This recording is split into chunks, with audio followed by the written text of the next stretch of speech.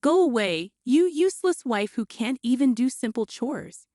I sat on the floor feeling small and insulted as my mother-in-law glared at me.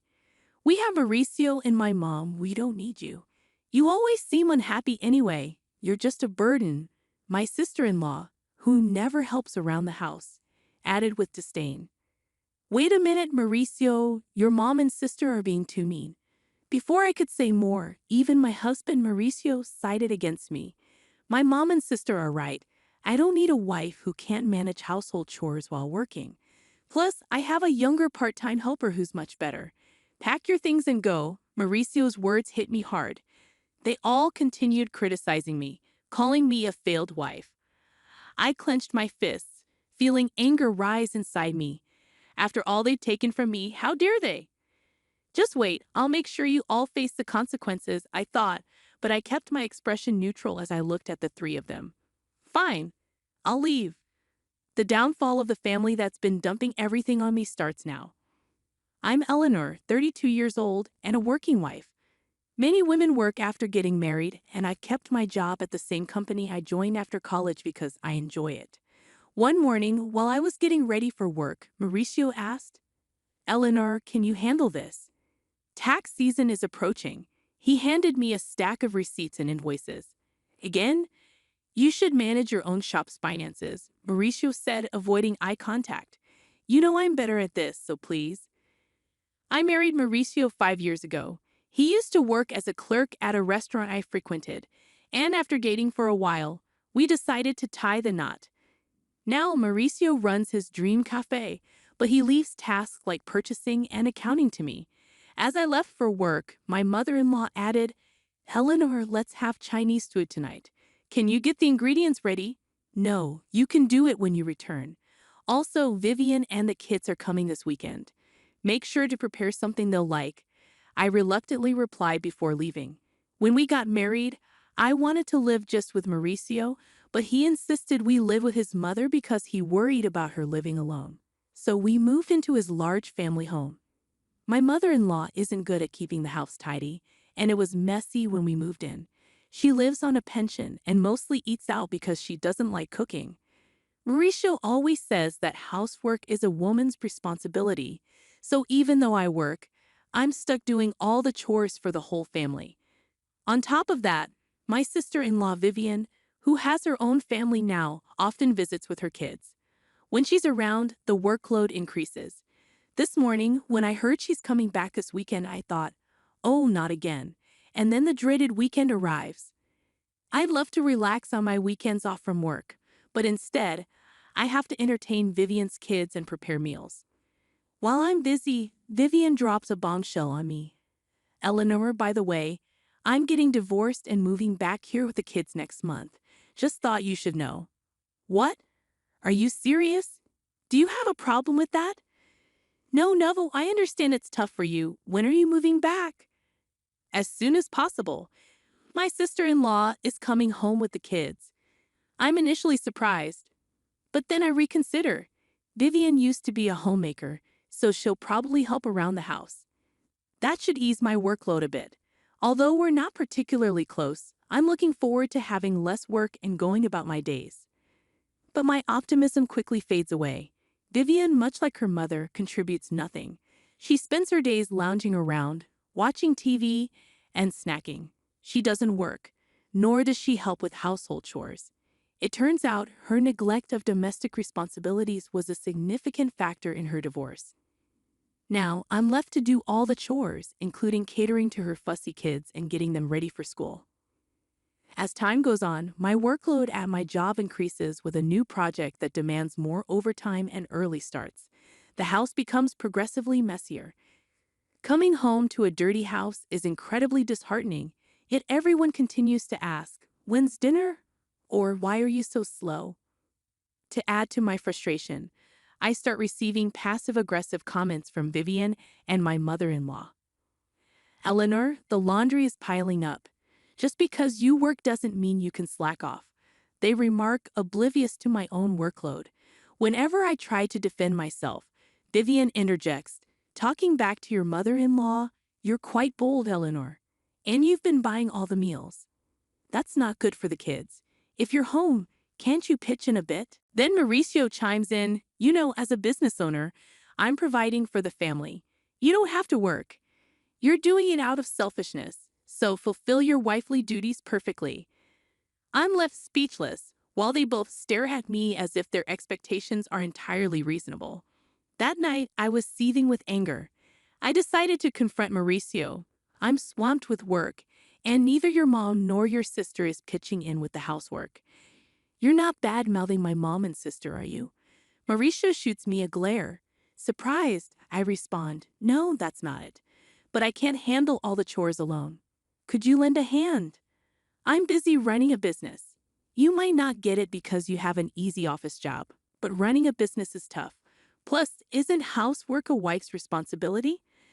Don't expect me to do it. Are you serious? Mauricio simply goes to bed, leaving me fuming. But then an idea strikes me. I come up with a plan. That night, before going to sleep, I quickly order some gadgets online. A few days later, a bunch of new appliances arrive. A washer, dryer, a cleaning robot, and kitchen appliances with automatic cooking functions. If no one's going to help me, I might as well make my chores easier with some handy gadgets. As the delivery guys are bringing in the washer, my mother-in-law and sister-in-law show up. You bought a new washer without consulting us. The old one still works, but it's outdated and this will make laundry quicker and simpler. What's all this? A cleaning robot and cooking appliances? Eleanor, come over here. I'm called into the living room where they're seated on the sofa, while I'm asked to sit on the floor. Mauricio is there too, sitting beside his mom, looking smug. What's happening? My mother-in-law shouts. What do you mean, what's happening? You've spent all our money on these lazy gadgets. What were you thinking? I thought they would help with the housework. Efficiency isn't everything. People rely too much on machines these days. My sister-in-law adds, exactly, Eleanor. And those are luxuries. The appliances we have are perfectly fine. You're just wasting money because Mauricio owns a business. She shoots me a glare, and Mauricio nods in agreement. But you're just trying to make your life easier. Can't you even handle housework properly? I wanted to retort, look who's talking, but I remained silent. Finally, perhaps frustrated by my lack of response, my mother-in-law snaps, if you can't handle housework, you should just leave. I stare at her in shock. She stares back, unyielding. We don't need you. Mauricio and I are fine without you. You always look tired and miserable. You're just a burden, my sister-in-law says with exasperation. Hold on, Mauricio. Your mom and sister are being too harsh. When I turn to Mauricio for support, he looks down at me and says, they're right. I don't need a wife who can't manage housework. I stare at Mauricio in disbelief, but he just smirks. I'm a business owner, and I have the right to spend my money as I please. I don't need a wife who spends it to make her life easier. Why would you say something like that? Besides, I've been getting along well with a young part-time worker. She's cute, unlike you. Pack your bags and leave. Stunned by Mauricio's words, all three of them start berating me, labeling me a failure as a wife. I clench my fists in anger. After all they've taken from me, they have the audacity to say this. Just wait. You'll regret this. But I maintain my composure and say, fine, I'll leave. Good. We'll be better off without you, my mother-in-law spits out. I rose silently and placed something on the table. Mauricio, let's get divorced, I said, sliding over a pre-filled divorce application. I had obtained it as a symbol of my exhaustion, tired of everything. Fine. I'll sign it. Don't regret it later, Mauricio responded, signing the papers. I packed my bags and left for a weekly apartment the same day. No one came to bid me farewell. I submitted the divorce papers to the city hall and rented a condo. At the same time, I accepted a promotion I had previously declined due to household responsibilities and became a department head. Finally able to focus on my career, which I had almost abandoned, I threw myself into my work with renewed determination. Delighted to be free from any hindrance, I felt an overwhelming sense of relief about a week after leaving. My former mother-in-law began calling after a year, but I was too occupied to entertain someone who had once deemed me worthless. I chose to ignore her calls. A year later, on a date off, she called again. Feeling it was time to address matters, I answered hesitantly, "Hello." "Ah, Eleanor, you finally answered. How could you ignore me for over a year? What do you want?" "Well, how have you been? Are you okay?" I responded bluntly to her probing. "I'm doing great, working hard in my own place. I've been promoted and my salary has increased. I'm living comfortably. Is that so? Would you consider returning?" Her tone held a hint of pleading, and I asked, cautiously, "Why now?" "We're in trouble." "We're running out of money," she confessed. I couldn't help but smirk as I replied, "So Mauricio's cafe isn't even making $11,000 profit, huh? And neither you nor your daughter have jobs. Well, that explains it. Eleanor, did you know?" Of course I knew. Mauricio's cafe was barely making $800 a month in profit. Since I handled the finances, I was well aware. Mauricio, who acted like a big-shot business owner but neglected proper management and customer service, probably had no clue, but I did. I was the one handling all the accounting and inventory. "Why didn't you say something?" "I had no idea you were managing a big company and contributing so much to our living expenses." Yes, I was putting in over $3,000 a month. That's how everyone was able to live. I had been supplementing the family income with my own salary because I knew Mauricio's shop wasn't making much. He probably realized he couldn't make ends meet without my income only after I left. "Please, Eleanor, come back. By the way, what happened to Mauricio's shop?" Ignoring my former mother-in-law's plea, I informed her Mauricio's shop is going under next month. Even the part-time girl left him. That makes sense. With such sloppy management, he can't keep a business running, and he's too proud to do what needs to be done. No woman would want to be with a man like that. I chuckled, leaving my former mother-in-law speechless. "Can we wrap this up?" "I'm busy," I interjected. She hurriedly continued, "Also, the house has been a mess since you left." A mess? According to her, the house was in chaos because no one was doing any housework. It was cluttered, no one was cooking, so they had to buy food, and they couldn't even afford a new washing machine. "It would have been nice if you left those appliances," she remarked. "What do you mean? Those lazy appliances? And what's wrong with taking things that I pay for?" I shouldn't have said that, but I never expected the house to deteriorate like this just because no one was doing the chores.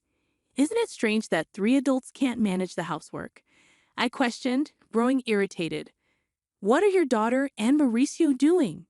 She lowered her voice. "Well, Mauricio has been sulking at home all day, doing nothing since he found out his shop isn't making any money."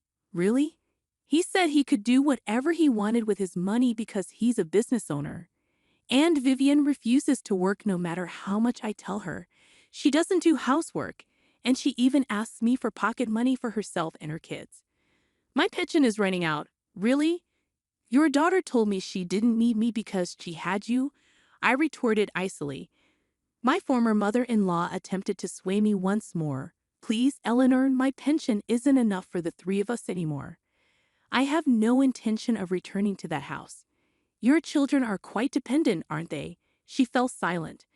Just as I was about to end the call, she persisted. "Eleanor, we'll change. Please come back. Let's all live happily together again." "Sure, happily with a worthless wife." I cut her off. She stumbled over her words but continued to plead. "I apologize for what I said. We're family. Help us. We can't even afford the property taxes anymore. We'll have to sell the house. I'm neither obligated nor inclined to assist you.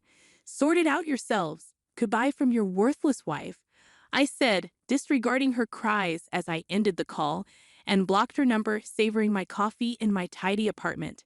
I chuckled to myself. 3 months later, I happened to stroll past Mauricio's cafe. To my surprise, it had transformed into an empty storefront. It appeared that he had indeed closed down for good. Their family home was also listed as sold. When I bumped into a former neighbor, they informed me that the 3 of them had sold the house and relocated, now residing in a cramped nearby apartment. They had become a constant nuisance in the neighborhood, often arguing and causing disturbances. Complaints were stacking up against them. It was disappointing to see that despite the opportunity to work hard and take care of their home independently, they hadn't, which was typical of them. I regarded their former residence with a sense of detachment and continued on my way. Since then, I've been fully immersed in my work. Recently, a sincere and hardworking colleague confessed his feelings for me, expressing admiration for my dedication to my job. We started dating with the intention of marriage. I believe my next marriage isn't too far off, and this time I'm eagerly anticipating embracing happiness.